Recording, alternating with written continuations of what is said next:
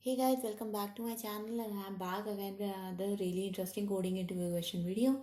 This time guys, we are going to solve question number 680 of Leetcode called Valid Palindrome Part 2.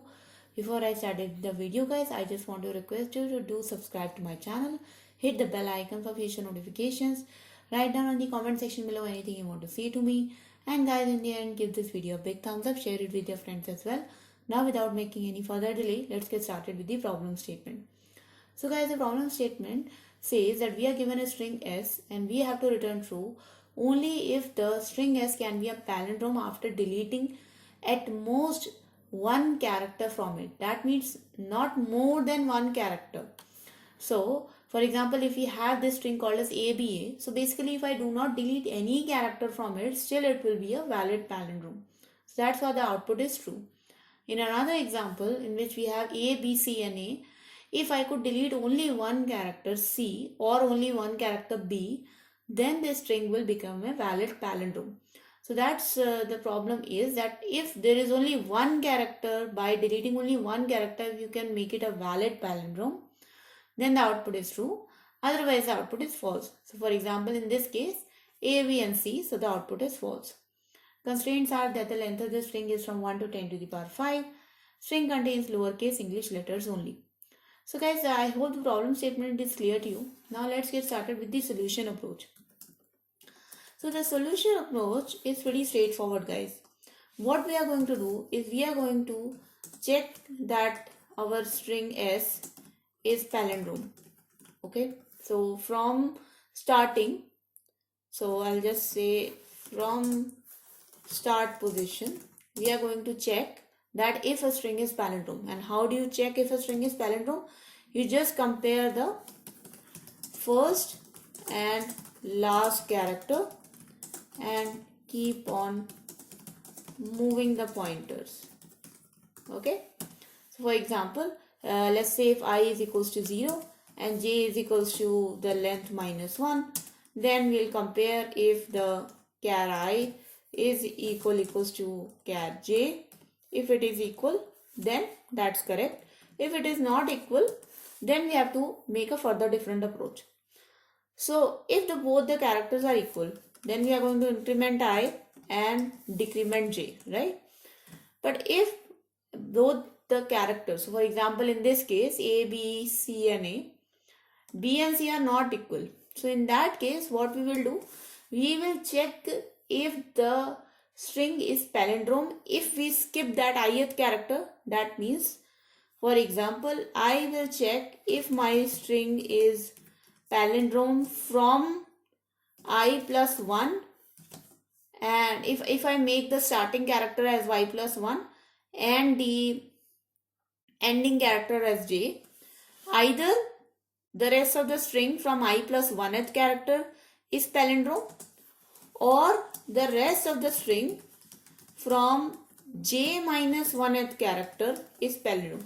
So basically, if we see that both I and j are not equal to each other, if they are equal, it's good. If they are not equal, we just will check if we skip the ith character. That means if we check the palindrome from I plus 1 character, is it valid or not? Or if we skip the jth character, that means check the string is valid from I to j minus 1. If any of these condition holds true, then we return true. If none of these conditions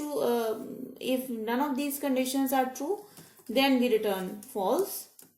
And let's say if we never fall into this condition, that means if char I is always equals to char j, then in the end by default we will return true. Okay, so that was the solution approach guys. Now let's see how we can implement it using code. So the first thing which we will do is we are going to create a private function which is just going to check if a string is valid palindrome or not. So boolean is palin.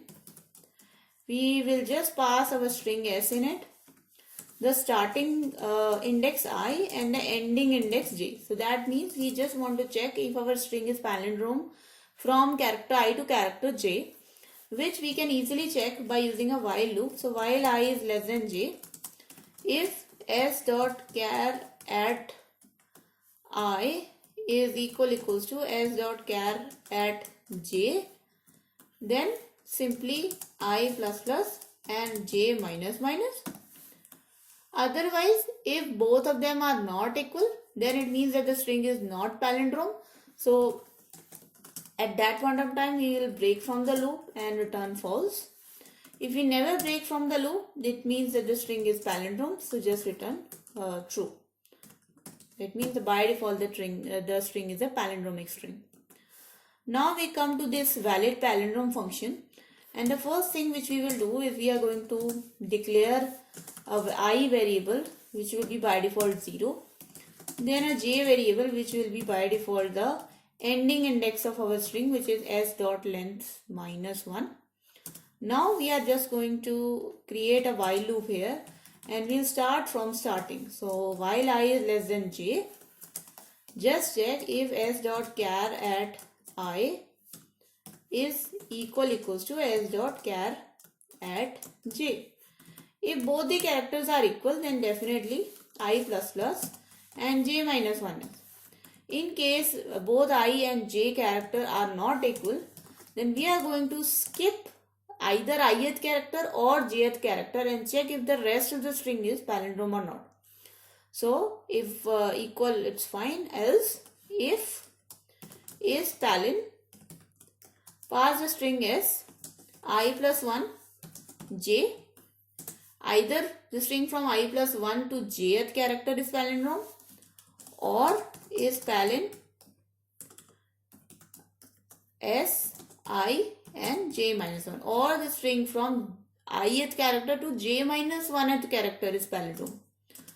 So if either of this is palindrome, then just simply return true. If any one of the condition holds true, then return true.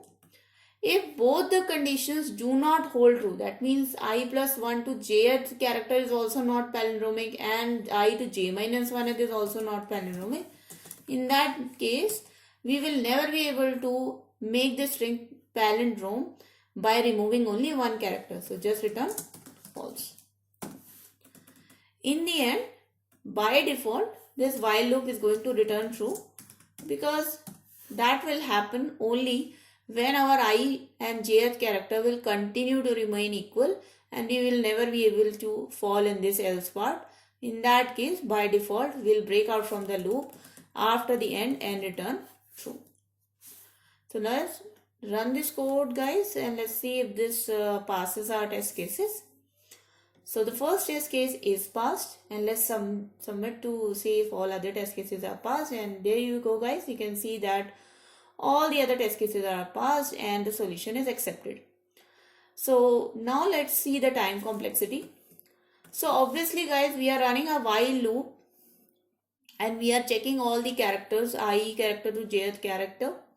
So we can see that it should be n by 2 because we are checking 2 characters at once. So you can say it's order of n by 2, but I would say it's actually order of n.